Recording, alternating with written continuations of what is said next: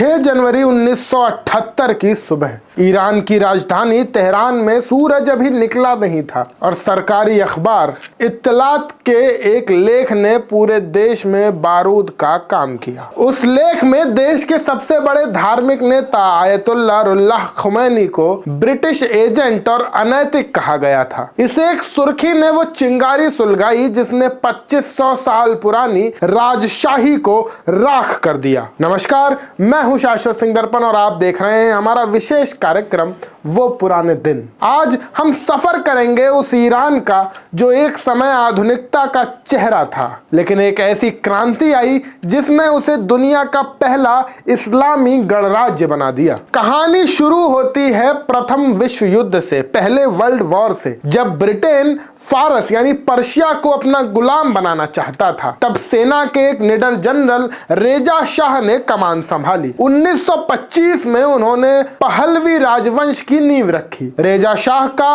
एक ही सपना था, ईरान को तुर्की की तरह एक आधुनिक धर्मनिरपेक्ष और पश्चिमी राष्ट्र बनाना। उन्होंने प्राचीन भाषा पहलवी को अपनाया और 1935 में देश का आधिकारिक नाम पर्शिया से बदलकर ईरान कर दिया। उन्होंने महिलाओं के हिजाब पर पाबंदी लगाई और यूरोपीय लिबास को बढ़ावा दिया। यह आधुनिकता की ओर पहला कदम था, लेकिन यह धार्मिक तबकों को अंदर ही अंदर कचोट रहा था। रेजा शाह के बाद उनके बेटे मोहम्मद रेजा पहलवी शाह बने। 1960 के दशक में उन्होंने श्वेत क्रांति यानी व्हाइट रेवोल्यूशन की शुरुआत की। इसके तहत जमीनी सुधार हुए, शिक्षा और स्वास्थ्य को गांव-गांव पहुंचाया गया और महिलाओं को वोट देने का अधिकार मिला। ईरान की सड़कों पर मिनी स्कर्ट और हॉलीवुड फिल्में आम हो गई थी, लेकिन इस चमक धमक के पीछे एक काला सच भी था। आर्थिक सुधारों ने अमीरों को और अमीर बना दिया, जबकि आम जनता महंगाई और बेरोजगारी से त्रस्त थी। शाह की खुफिया पुलिस सावाक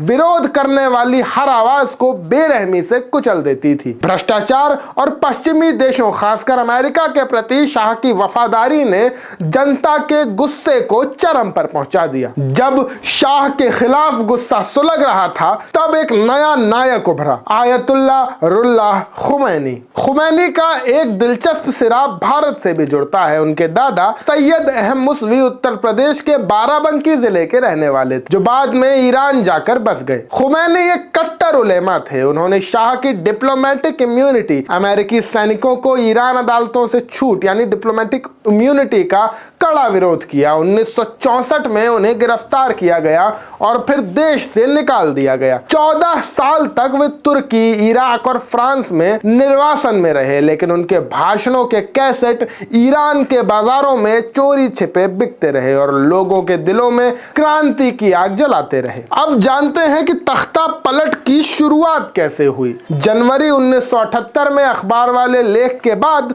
विरोध प्रदर्शन हिंसक हो गए। 8 सितंबर 1978 को तेहरान में जाले स्क्वायर पर जुटी भीड़ पर शाह की सेना ने अंधाधुंध गोलियां चलाई। इसे इतिहास में ब्लैक फ्राइडे के नाम से जाना जाता है। इस नरसंहार ने साबित कर दिया कि शाह अब अपनी सत्ता खो चुके हैं। 16 जनवरी 1979 को दबाव और बीमारी से टूटे हुए शाह ने भारी मन से ईरान छोड़ दिया। अखबारों की सुर्खी थी, शाह चला गया। ठीक 15 दिन बाद 1 फरवरी 1979 को खुमैनी फ्रांस से एक विशेष विमान के जरिए तेहरान लौटे। लाखों लोगों की भीड़ उनके स्वागत के लिए उमड़ पड़ी। सत्ता संभालते ही खुमैनी ने ईरान का चेहरा बदल दिया। मार्च 1979 में जनमत संग्रह हुआ, जिसमें 98% लोगों ने इस्लामी गणराज्य के पक्ष में वोट दिया। नया कानून आया, विलायत फकीह के तहत खुमैनी सर्वोच्च नेता यानी सुप्रीम लीडर बन गए। महिलाओं पर भी असर पड़ा, हिजाब अनिवार्य कर दिया गया,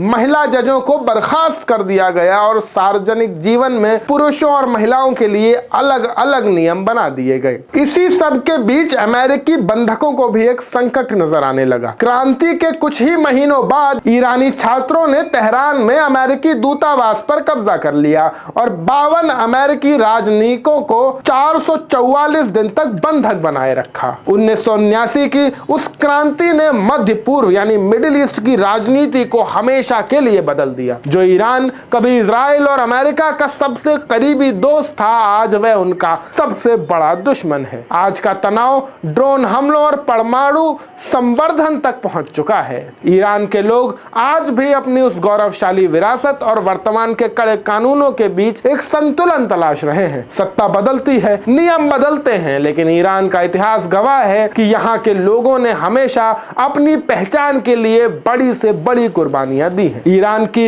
इस ऐतिहासिक क्रांति की कहानी आपको कैसी लगी? क्या शाह का आधुनिकता की ओर ले जाना गलत था या खुमैनी का धार्मिक शासन आज की जरूरत है? अपनी राय हमें कमेंट बॉक्स में जरूर बताएं। वीडियो को लाइक करें, शेयर करें और हमारे चैनल द देश बोर्ड को सब्सक्राइब करना ना भूलें। आपका इस विशेष कार्यक्रम को पूरा सुनने के लिए बहुत बहुत धन्यवाद। मैं शाश्वत सिंह नरपन, आप देख रहे थे द देश बोर्ड।